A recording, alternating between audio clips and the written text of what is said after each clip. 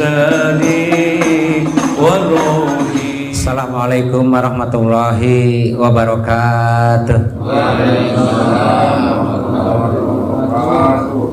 Innal hamdalillah nahmaduhu wa nasta'inuhu wa nastaghfiruh wa na'udzu billahi min syururi anfusina wa min sayyiati a'malina.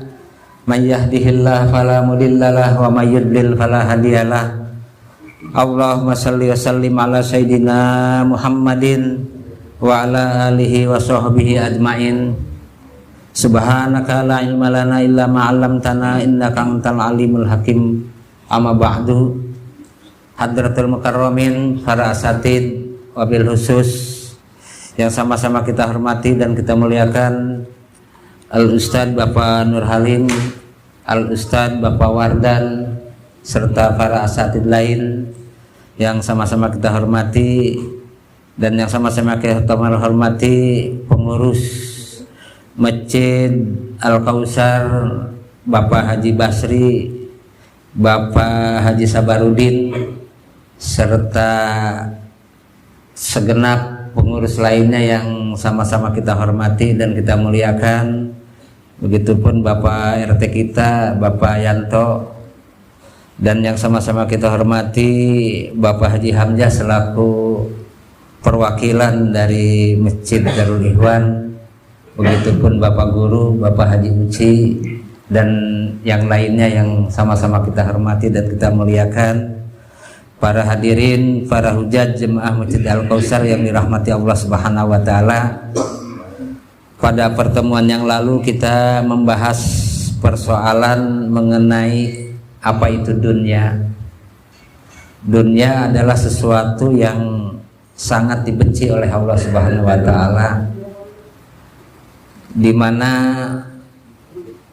seseorang yang mencintai dunia itu akan mengakibatkan lalai terhadap kewajiban-kewajiban kepada Allah Subhanahu wa taala.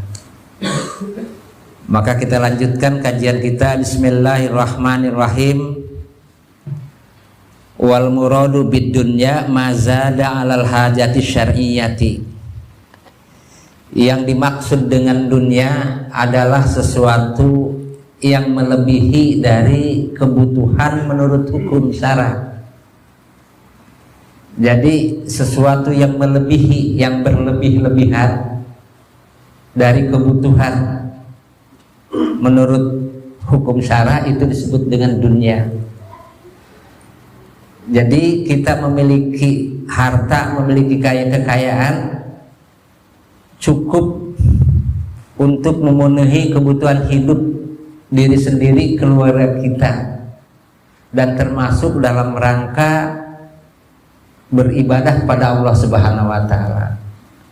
Di luar itu jangan berlebih-lebihan, jangan menumpuk-numpuk kekayaan yang sehingga dengan tertumpuknya kekayaan itu bisa melalaikan kita kepada Allah Subhanahu wa taala. Maka harta ataupun kedudukan jabatan yang menyebabkan kelalaian kita kepada Allah Subhanahu wa taala, maka itulah yang disebut dengan dunia. Berarti pemahamannya, walaupun harta banyak tidak melalaikan kita kepada Allah Subhanahu wa taala, dan justru harta yang ada yang kita miliki yang banyak menurut pandangan kita atau pandangan orang lain digunakan untuk sarana beribadah kepada Allah Subhanahu wa taala, itu tidak dalam atau tidak disebutkan dalam kategori dunia. Jadi walaupun sedikit dalam pandangan kita atau dalam pandangan orang lain, tapi yang sedikit ini ternyata bisa menyebabkan lalainya kepada Allah Subhanahu wa taala, berkurangnya kita beribadah kepada Allah Subhanahu wa taala. Ya, maka walaupun sedikit yang kita miliki, tapi menyebabkan terhalangnya kita untuk beribadah kepada Allah, lalainya kita kepada Allah Subhanahu wa taala, maka harta yang sedikit itu bisa disebut dengan dunia. Jadi perbedaannya tipis sekali perbedaan dunia dan dunia. Gitu. Jadi yang dimaksud dengan dunia itu begitu, melebihi daripada kebutuhan menurut syara. Artinya terlalu berlebih-lebihan, menumpuk-numpuk harta kekayaan berlebih-lebihan. Itu yang tidak digunakan untuk sarana yang dibenarkan dalam hukum Islam. Kemudian wakana Abul Hasani Ali ibnil Muzayyin rahimahullah ta'ala yaqulu. Abul Hasan ibnu Muzayyin, semoga Allah merahmati beliau, yaqulu, beliau berkata, lau zakaitum rajulan, seandainya kalian menganggap suci terhadap seseorang, ada seseorang yang dianggap oleh kita itu orang apa? Orang suci. Kadang-kadang bisa terjadi, wah dia mah orang apa? Orang suci. Dianggap suci oleh kita. Dianggap suci oleh kita. Hatta ja'altumuhu siddiqan, sehingga kalian menjadikan orang yang dianggap suci itu siddiqan, orang yang benar-benar siddiq. Pokoknya dia mah nggak ada salahnya dah. Yang diucapkan, yang dilakukan oleh orang itu benar-benar apa ya? Nggak ada salahnya. Orang yang paling baik, orang yang paling apa ya? Orang yang paling baik, paling suci, paling benar, nggak ada kesalahan sedikit pun pada orang itu. Jadi semacam pengkultusan, semacam pengkultusan. Ada anggapan semacam itu. Itu. Kemudian la ya'ba'ul haqqu ta'ala bihi wa huwa yusakinud dunya biqalbihi. Allah tidak akan memperdulikan terhadap orang yang dianggap suci oleh kalian, oleh kita, orang yang dianggap benar-benar siddiq, orang dianggap jujur, tidak ada kesalahannya sedikit pun. Allah tidak peduli terhadap orang itu. Manakala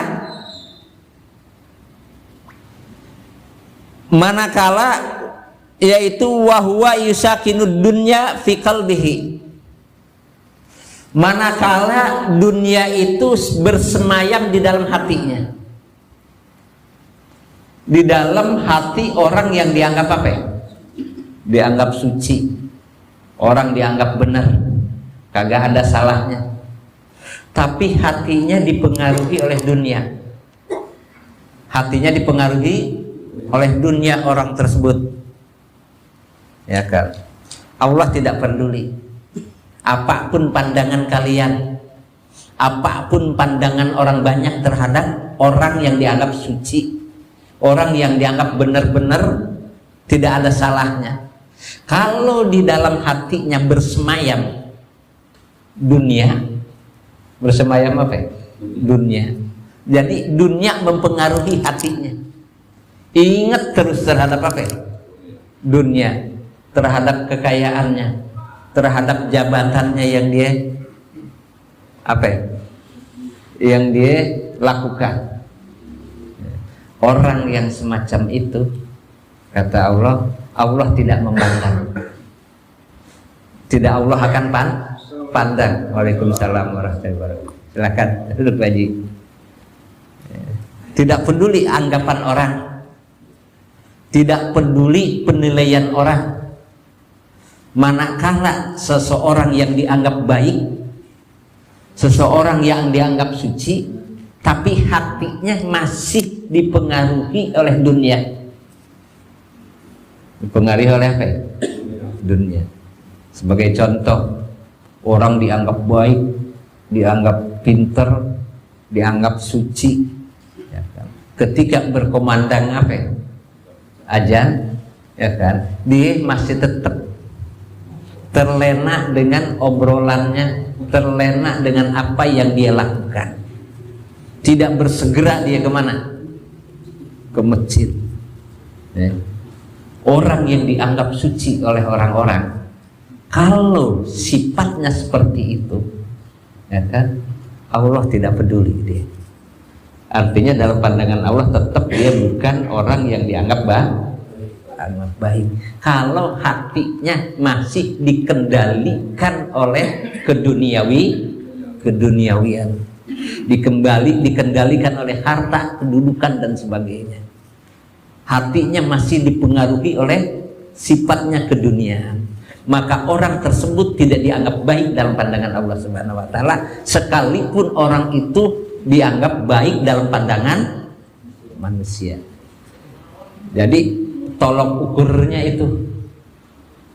ukurnya hati seseorang baik atau tidaknya dalam pandangan Allah. Apakah hatinya dipengaruhi, dikendalikan oleh yang namanya kebendaan, jabatan, kedudukan? Kalau masih yang bersifat kebendaan, jabatan dan kedudukan mempengaruhi hati seseorang, maka orang itu tidak dipandang baik dalam pandangan Allah Subhanahu wa taala.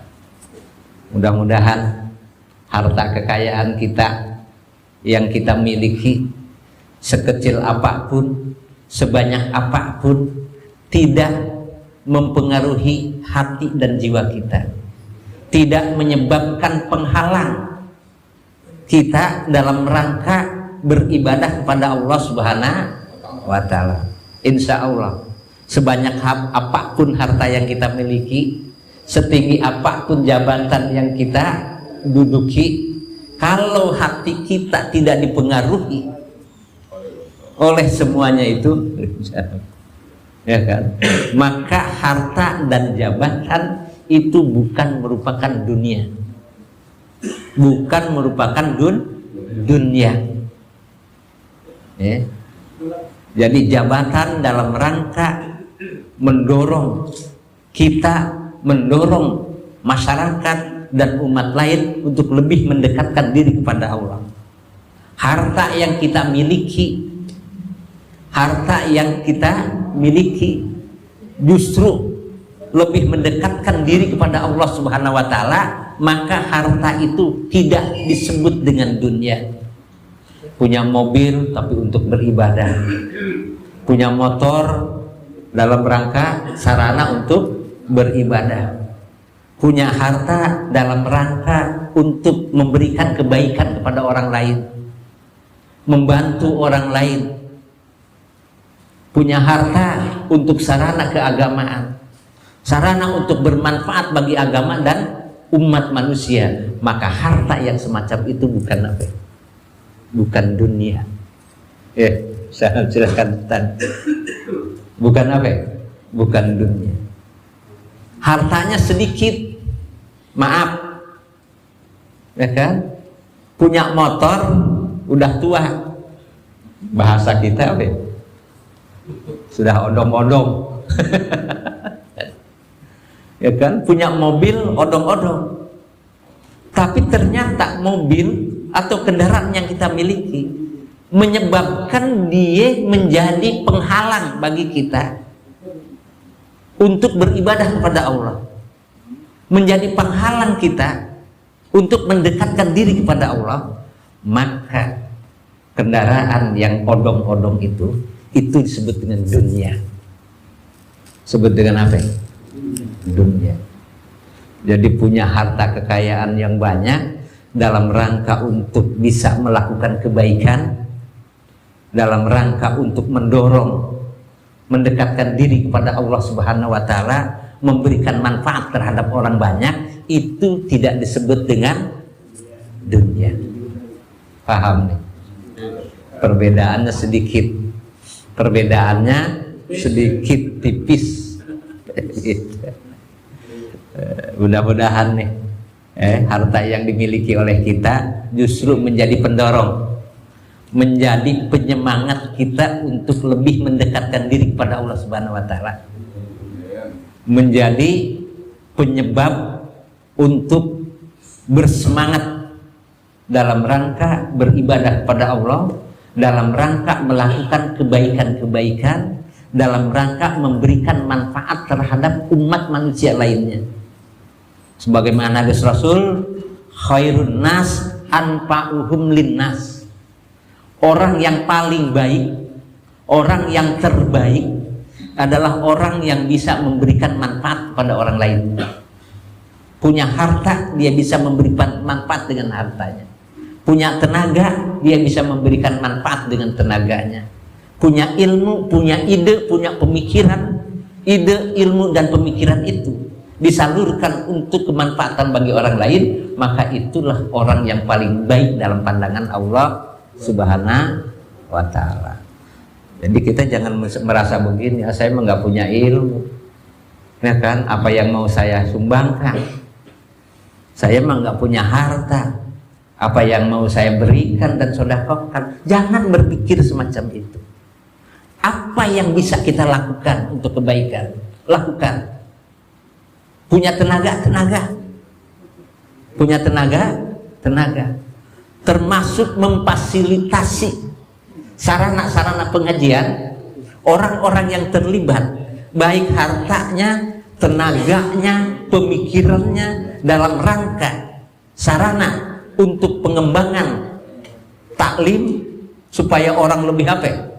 Lebih bergairah, lebih semangat lagi. Sekecil apapun orang yang terlibat dalam kegiatan itu, maka itu adalah orang yang terbaik. Orang yang apa? Yang paling baik. Insya Allah semua ini pilihan Allah Subhanahu wa Ta'ala. Allah yang baik. Ya. Fakilalaha, maka ditanya atau dikatakan faida sakana li ajli ikhwanihi, maka apabila memendam dunia itu, memendam apa ya?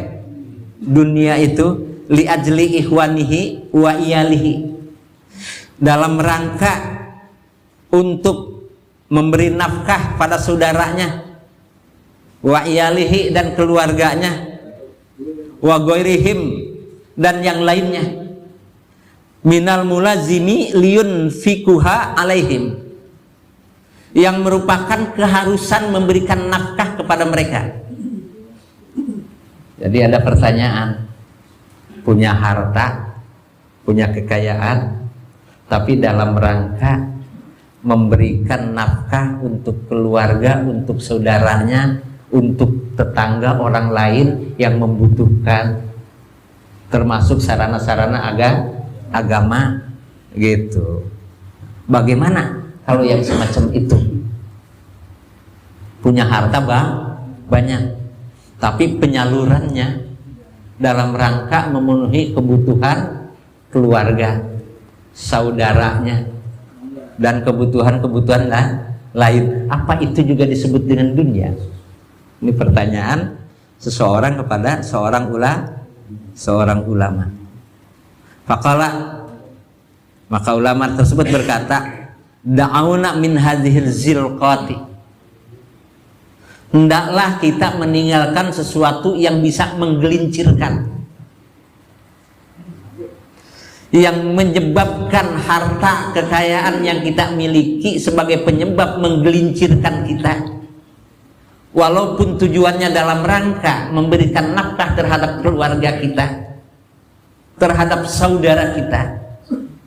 Tujuan dari harta yang kita miliki itu tujuannya, tapi ternyata kalau bisa menggelincirkan kita ke dalam ketidakbaikan, ke dalam sesuatu yang dibenci oleh Allah Subhanahu wa Ta'ala, maka itu pun termasuk ke dalam kategori dunia dan harus dijauhi.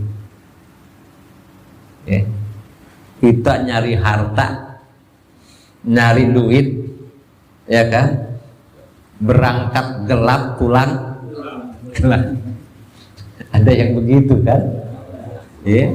Dalam rangka alasannya untuk memenuhi kewajiban, memberi nafkah untuk anak istri. Itu yang jadikan alasan. Kita mencari nafkah untuk anak istri kewajiban, itu baik. Tapi kalau seandainya usaha kita yang semacam itu ternyata membawa kita ke dalam hal yang tidak baik, tergelincir kita sehingga menyebabkan kita meninggalkan kewajiban-kewajiban pada Allah Subhanahu wa taala. Saking semangat dan sibuknya mencari nafkah untuk memenuhi kewajiban sebagai kepala keluarga. Pagi berangkat, pulang malam. Kewajiban-kewajiban kepada Allah Subhanahu wa taala sehingga lalai dia. Nggak sempet dia sholat berjamaah, sholat sholat nggak sempet dia taklim dan sebagainya. Alasannya capek, lelah dari pagi kerja. Maka hal yang semacam itu menjadi penyebab yang disebutkan dengan dunia. Padahal hasilnya nggak seberapa. Hasilnya kagak seberapa.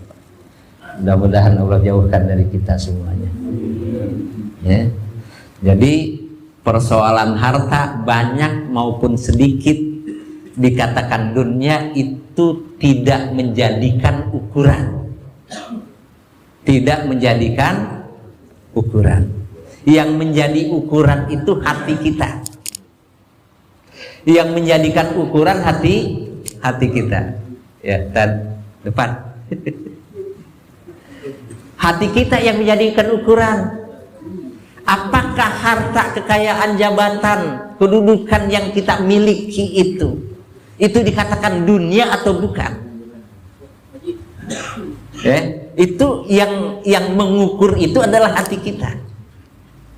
Manakala hati kita itu dikendalikan oleh kedudukan, oleh harta kita, kekayaan kita, yang menyebabkan kita semakin jauh kepada Allah, yang menyebabkan kita tidak mampu melaksanakan kewajiban-kewajiban kita pada Allah Subhanahu wa taala, sekecil apapun harta dan kedudukan yang kita miliki, maka itulah dunia. Itulah dunia. Insya Allah di sini udah, insya Allah enggak dikendalikan hartanya dengan dengan hatinya dengan dunia, kagak, ya kan? Nah, itu harta kita miliki, tapi tidak menyebabkan hati kita jauh dengan siapa? Allah Subhanahu wa taala. Wallahi, demi Allah, kata seorang ulama ahli sufi, ma halaka man halaka, tidak rusak man halaka, orang yang rusak. Kalau di sini halaman 3 nih, tengah-tengah. Min ahli toriki, dari golongan ahli tarikat. Sekarang kan banyak ahli tarikat itu banyak. Ada tarikat Qadiriyah, ada tariqah Naksabandiyah, ada tariqah Samaniyah, ada tariqah gabungan Qadiriyah dan Naksabandiyah. Itu adalah aliran-aliran di dalam ilmu tasawuf yang disebut dengan aliran tariqah. Ya, yang paling terkenal kita Abah Anom di Tasik Malaya. Termasuk Abu Yauci di mana? Cilongok Pasar Kemis. Itu juga termasuk aliran tariqah di dalam rangka untuk bertasawuf. Orang-orang yang masuk ke dalam aliran itu disebut ahli tariqah. Kata ahli tasawuf dan ahli tariqah, demi Allah, seseorang ahli tariqah tidak akan rusak dia. Tidak akan Tidak akan rusak dia. Illa min halawatil gina fi nufusihim, kecuali orang yang sangat mencintai keduniawian, orang yang sangat mencintai kekayaan, Orang yang sangat mencintai kebendaan, pinupusihim di dalam jiwanya.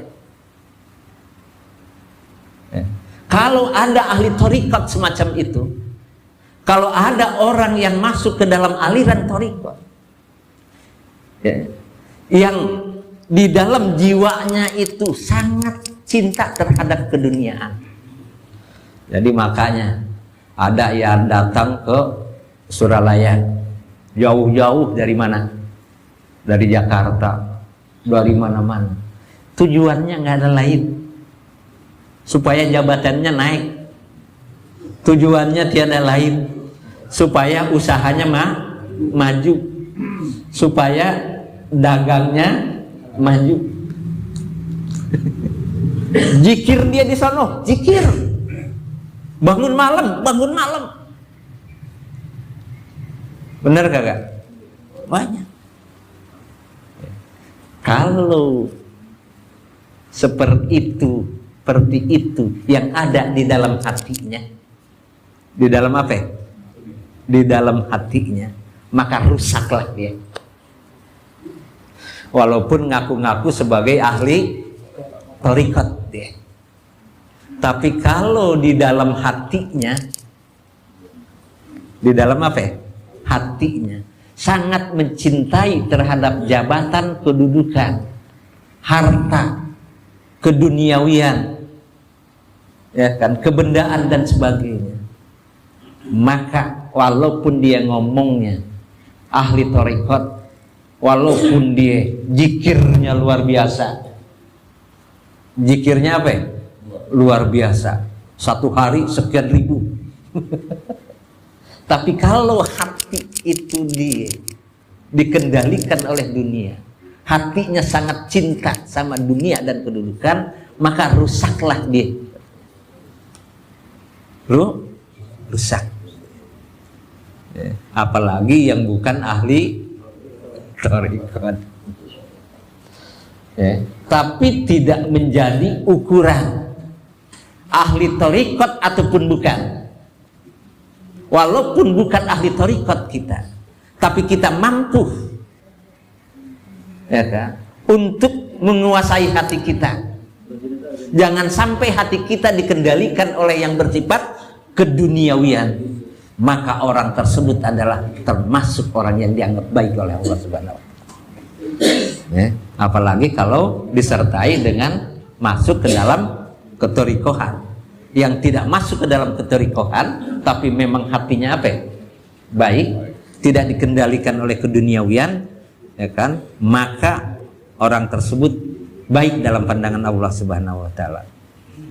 Wallahi alladzi la ilaha illahu, demi Allah yang tidak ada Tuhan kecuali Dia, inni la'arafu, sesungguhnya sungguh aku tahu, mayadhulu alaihi irdudunya, orang yang kemasukan yang bersifat kebendaan, yaitu barang-barang keduniawian, payuk simuhu, lalu dia membagikan, dia punya harta kekayaan, lalu dia bagikan ala hukukillahi ta'ala, terhadap hak-hak Allah Ta'ala. Punya harta, ya kan, kita salurkan, ini untuk orang miskin, ini yatim piatu, ini orang-orang yang susah, ini untuk sarana agama, ya. Dia punya itu, dia lakukan semacam itu, dia lakukan. Payasiru dalika ala baroati sahatihi, maka jadilah dia terbebas dari hal-hal yang bersifat mencintai dunia. Tidak dikatakan hubud dunia, dia punya harta, punya kekayaan, ya kan? Tapi kekayaan dan apa ya, jabatan itu disalurkan untuk yang berkaitan dengan hak-hak Allah Subhanahu wa Ta'ala. Punya harta, tidak lupa zakatnya. Tidak lupa apa ya? Zakatnya. Punya harta, ketika ada tetangga kita, teman kita, saudara kita yang lagi membutuhkan, kita bantu. Maka itu lepas dari orang yang disebut dengan hubud dunya, tidak cinta dunia dia. Akan tetapi kalau tidak demikian, ya kan, justru hijaban qati'an lahu anillahi ta'ala. Jadi penghalang. Punya harta jadi penghalang. Ya kan? Itu yang sangat dibenci oleh Allah Subhanahu wa taala. Jadi penghalang. Sholat males, ngaji males, berbuat baik males. Maka harta yang semacam itu, maka kedudukan yang semacam itu akan menjadi penghalang kepada Allah Subhanahu wa taala dan akan dibenci oleh Allah Subhanahu wa taala. Mudah-mudahan Allah menjauhkan kita. Itu. Wa kana Sayyidi Abul Hasani Asy-Syajili. Sayyid Abu Hasan Asy-Syajili rahimahullah taala yaqulu. Seorang ahli tasawuf yang bernama Abu Hasan Asy-Syajili. Dia berkata layar taki muridun, tidak akan naik kedudukannya seorang murid. Seorang murid adalah seseorang yang menapaki ilmu tasawuf, seseorang yang menapaki ilmu thariqat. Jadi golongan kelompok ahli thariqat, ya kan? Itu yang disebut dengan murid. Sedangkan gurunya disebut dengan mursyid. Dengan apa ya? Mursyid. Makanya Abah Anom disebut dengan mursyid. Sekarang siapa ya pengganti Abah Anom? Anjeng Aos, ajengan Aos. Pak Gaos itu ajengan Gaos. Ya kan? Itu disebut mursyid. Yang masuk ke dalam aliran tarikat dengan disebut dengan murid. Ya, itu. Seorang murid tidak akan meningkat kedudukannya, ya, tidak akan meningkat apa ya? Kedudukannya illa ansohat lahu mahabbatul haqqi, kecuali dia benar-benar dicintai oleh Allah Subhanahu wa taala. Orang akan meningkat, ya kan, di dalam bertarekat dan sebagainya, di dalam ibadah sebagainya, manakala dia dicintai oleh Allah Subhanahu wa taala. Bila seseorang itu dicintai oleh Allah Subhanahu wa taala, maka kedudukannya dia akan meningkat.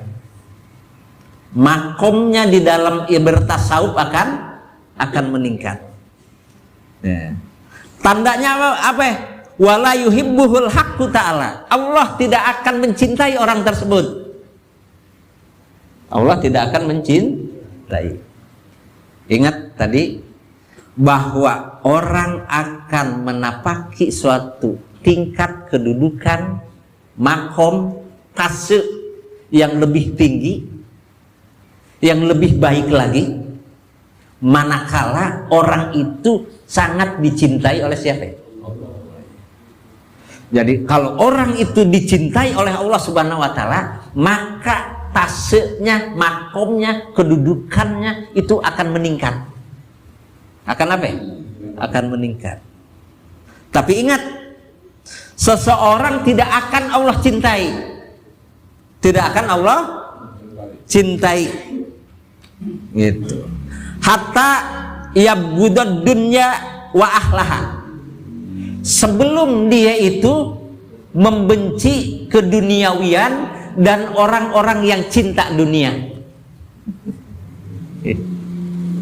Kalau orang ini tidak benci terhadap keduniawian dan tidak benci terhadap orang-orang yang cinta dunia, maka Allah tidak akan mencintai orang itu. Jadi ukurannya begitu. Cinta atau tidaknya Allah Subhanahu wa taala pada kita tergantung hati kita benci atau kagak kita kepada yang namanya dunia. Dunia itu adalah sesuatu yang melebihi dari kebutuhan pokok, kebutuhan hidup kita.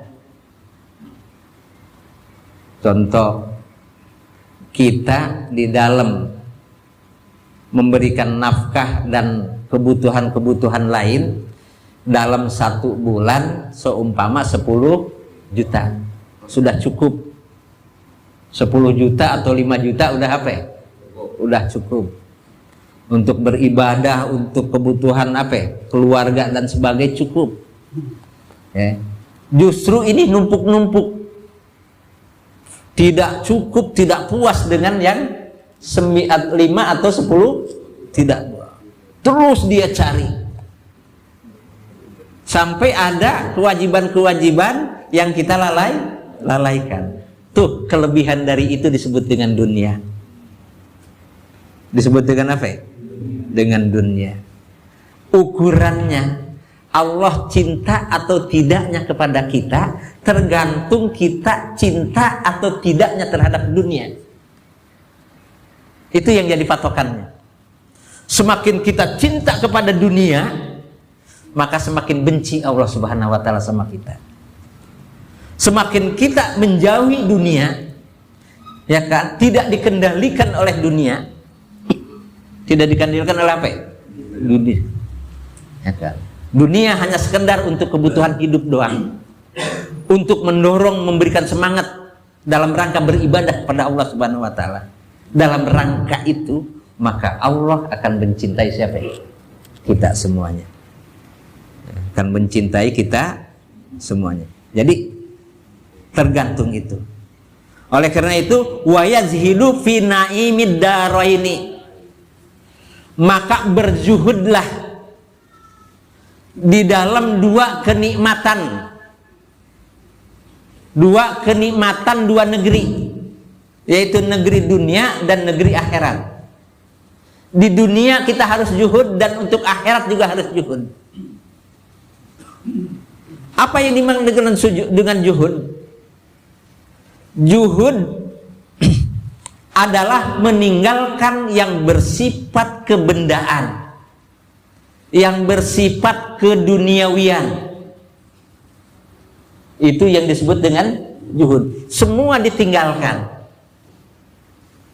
Harta, jabatan ditinggalkan. Itu yang disebut dengan juhud. Ditinggalkan macam apa? Apakah dilepas dari genggaman kita, itu semua dibuang? Ulama berbeda pendapat.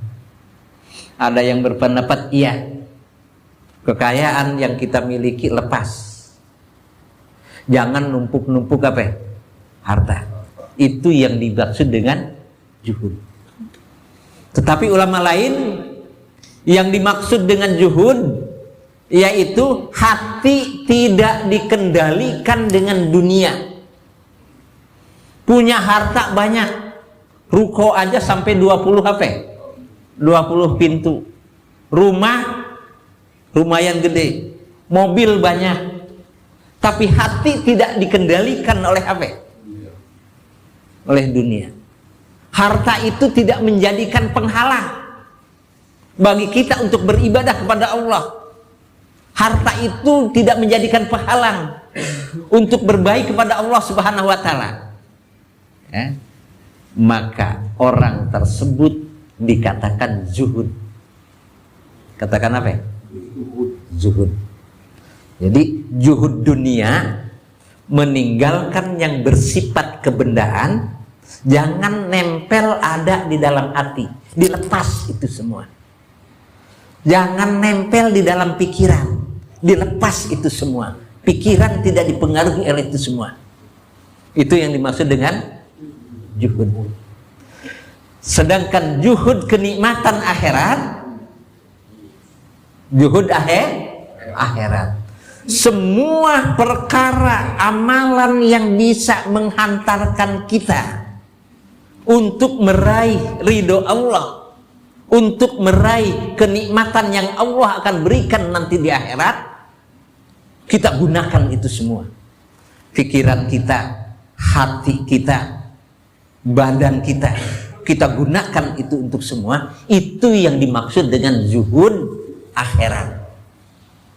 Nggak ada istilah lelah, nggak ada istilah capek, nggak ada istilah nggak punya waktu, nggak ada istilah nggak ada yang perlu didermakan, diinfakkan, kagak ada.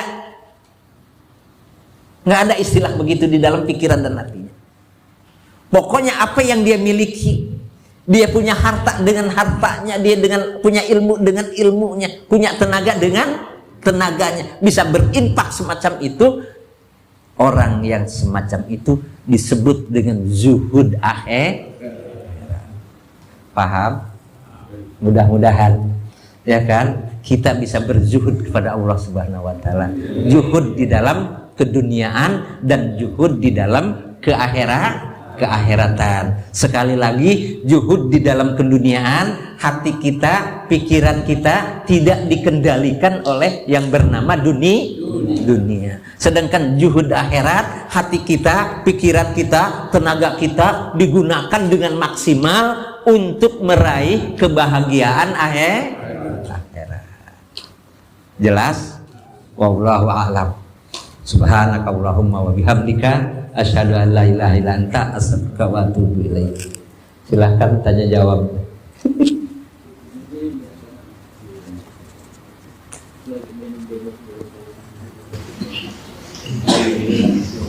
Ada yang mau nanya silahkan. Kalau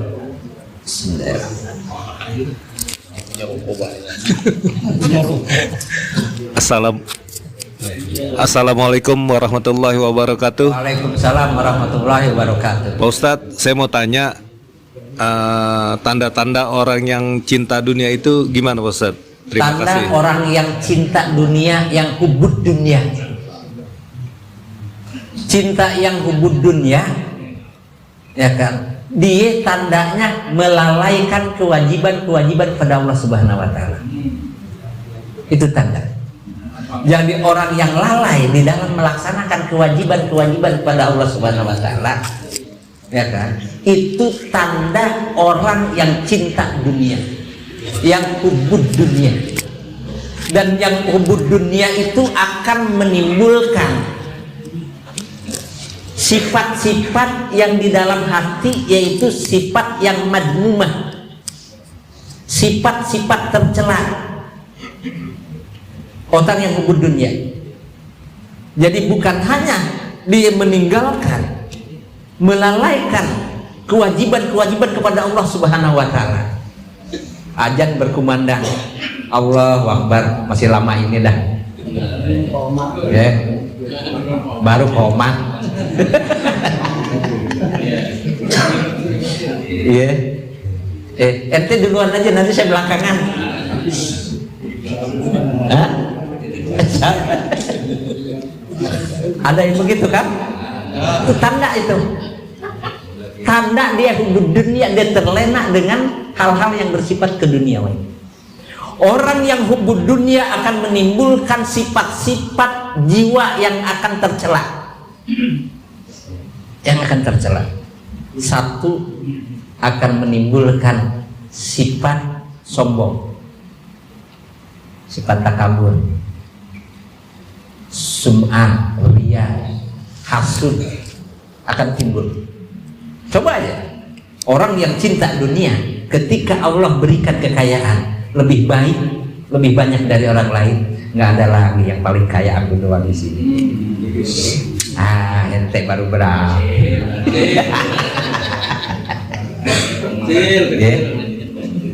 Ketika ada orang di dalam keduniawian, baik jabatan, kedudukan maupun harta, melebihi daripada orang tersebut, timbul sifat dengki. Orang yang dapat nikmatnya nggak bisa tidur dia. Kurang ajar juga dia. Lebih hebat dia daripada aku. Ya, bagaimana caranya supaya bisa mengalahi dia? Tuh. Jadi orang yang hubud dunia, ya kan? Tandanya, cirinya ada dua. Dia akan lalai terhadap kewajiban dia kepada siapa ya? Allah Subhanahu wa taala.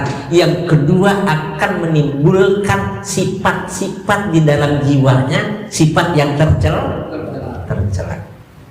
Paham? Yang lain paham? Waktunya habis. Yang penting dengan pertanyaan yang tadi itu luar biasa bagusnya, bisa memberikan pemahaman bagi kita semuanya. Mudah-mudahan Allah berikan petunjuk hidayah kepada kita menjadi orang-orang yang tidak cinta dunia. Bukan berarti kita tidak boleh memiliki apa ya? Dunia. Boleh, sebanyak-banyaknya boleh, silakan. Tapi jangan menjadikan penghalang. Yang tidak boleh cinta dunia yang tidak boleh. Sekian, lebih kurangnya mohon maaf. Kita ketemu lagi nanti 2 minggu yang akan datang. Ya kan? Pertanyaan apa lagi sambil nunggu pesanan belum? Oh, belum datang. Tunggu dulu. Ya kan? Boleh satu lagi. Silakan kalau ada. Ya, Tan Burhan. Bukan malu-malu aja. Ahli hadis. Jadi kata pengurus jangan dulu pulang. Ya kan? Dalam perjalanan mudah-mudahan lancar. Ade. Ayo. Assalamualaikum Kiai, saya mau nanya Kiai. Di dalam surat At-Taubah ayat 85, Allah berfirman, dan janganlah kamu kagum terhadap harta-harta dan anak-anak orang-orang kafir.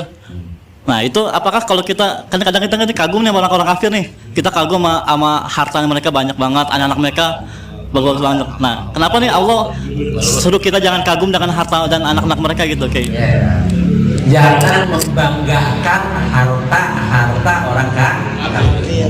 Kenapa? Sebab harta orang kafir itu tidak dalam rangka untuk memberikan kemanfaatan sarana agama, justru akan menghancurkan kita. Ya kan?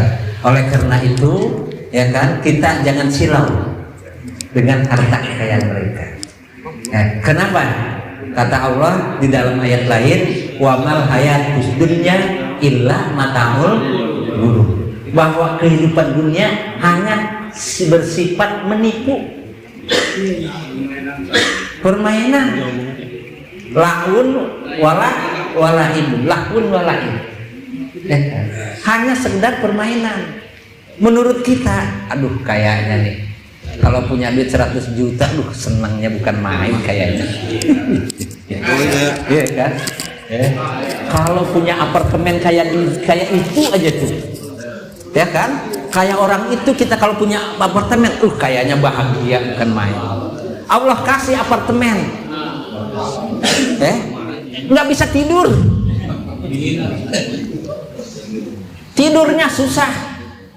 Bisa dia tidur dengan catatan harus mengkonsumsi obat tidur.